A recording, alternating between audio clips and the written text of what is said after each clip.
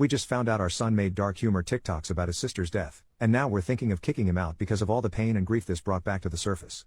My daughter, 16 female, sadly passed away 7 months ago in a car accident. The other driver was speeding and weaving in and out of traffic like a maniac on the highway, ultimately hitting my baby girl. The driver died on impact, but my daughter passed away 6 hours later in the hospital due to her injuries. My wife and I attend individual therapy, as well as marriage counseling. It's been extremely hard for both of us, but we have made considerable progress given the circumstances. We begged our son to get therapy and go to family counseling with us, but he refused. He's 19 and in college, so we can't force him to go. Our therapist gave us a list of warning signs to look out for, and he seemed to be coping pretty well with the loss. We decided to let him grieve in his own way. The issue is my wife discovered a video my son made that went viral on TikTok. It was reposted by another account.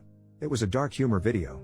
There was captions that said before and after getting my driver's license, which was her school picture, and then a picture of her gravestone and the totaled car. The 3,000 plus comments were extremely messed up and had similar jokes. We found his account, which had more than one video like this. Us Then versus Now, which had a baby photo of them and then cut to a selfie of him next to her hospital bed before she died. There were in total 5 different posts similar to this, each similarly more disgusting. My wife was inconsolable. She had a severe mental breakdown. I had to take her to the ER so she can be sedated and given fluids due to her vomiting and hyperventilating. I confronted my son, who defended himself saying he uses these videos to cope with her death. That dark humor is the way he grieves. I could barely look at him. I told him to pack his things and stay with his grandparents. He was angry and said we both need to move the FCK on and stop taking our grief out on him. It's been 2 weeks and my wife doesn't want to be anywhere near my son anytime soon. I can't say I disagree. It's been like giant 10 steps back for both our grieving process. Our son gone was supposed to be temporary, but my wife and I think it's time for him to move into an off-campus student apartment to give us all some space and establish boundaries. We haven't told him this yet, but we plan to when he returns home next week. While he was away, he did apologize in a text to both my wife and I. However, he still insists it wasn't wrong for him to post those videos publicly for millions of people to see. He believes we are being too dramatic and taking it too personal. It took me threatening to disown him before he took down the videos. A few of my friends think we are going too far by essentially abandoning him and kicking him out of our home. They said to keep in mind he's still a young stupid kid, and he's digging in his heels because he wants attention. We'll be paying for his rent, but he will have to cover the other costs himself, food, gas, since that's the most we can afford right now. He will have to get a part-time job while going to class. We still love our son, of course, but neither of us can handle this right now for the sake of our marriage and mental health.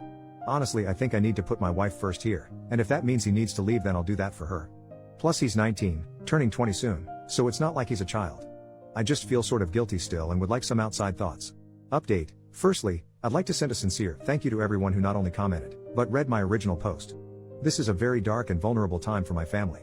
We are lost, confused and battling with a grief that has consumed us so entirely it hurts to physically breathe most days. Secondly, my son is a good man, son and brother. He loved and cherished his sister deeply, and I know in my heart that it was never his intention to make light of her death. Nor would he ever intentionally hurt his mother, myself or anyone. It's been an emotionally exhausting and draining last few hours for both my family and I. However, I am happy to provide a bittersweet update for all the wonderful people who took the time to read my original post. You all helped me realize I needed to act now and fast if I were to ever repair our family. I called my son on the phone after reading the comments. I asked him why he posted those videos. He said he was just hurting. We were quiet for a while. His voice broke when he asked if me and his mom still love him. I failed my son. I failed him. What he needed was a father who gave unconditional love, support and protection. He needed his dad. I was too stupid, selfish and angry to see he was hurting more deeply than any of us. We lost our daughter, but he had lost his sister. We needed him to be the strong, mature son for his broken parents. The brave one. The one to shoulder our pain. We took his cry for help as him kicking us while we were down. My wife and I immediately left to go pick him up and bring him home. What I saw was a broken little boy needing his mom and dad. Not the pathological monster that our grief painted him as. He had visible bags under his eyes and lost a lot of weight, and we were too blind to see it. We both profusely apologized and will be showing him how sorry we are for the rest of our lives. We vowed to do right by him.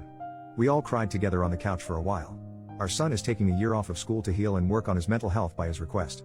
He also agreed to attending weekly therapy. He will be home with us. We will also be seeing a family therapist. My wife is seeking medication to get a handle on her panic attacks. I signed up for a grief support group specifically for fathers. This is all just a start for a very long and difficult journey ahead of us. Thank you everyone for giving me a major kick in the ass and a wake-up call. I may have lost a daughter, but I will not be losing my son. Not now or ever again. This community can move mountains, and affect the lives of real people facing real issues. I've learned a lot about what grief means for different people. No one's grief is invalid or wrong, and everyone handles it differently. This is a lesson I'll carry with me for the rest of my life. This morning I am making pancakes and bacon while my son and my wife watch Netflix in the family room. The windows are open. Our daughter's cat actually came out of her room on her own for the first time to lay on the couch with them. Our lazy Saturday. It's the first time in months we did this since our daughter passed. It feels bittersweet. Different.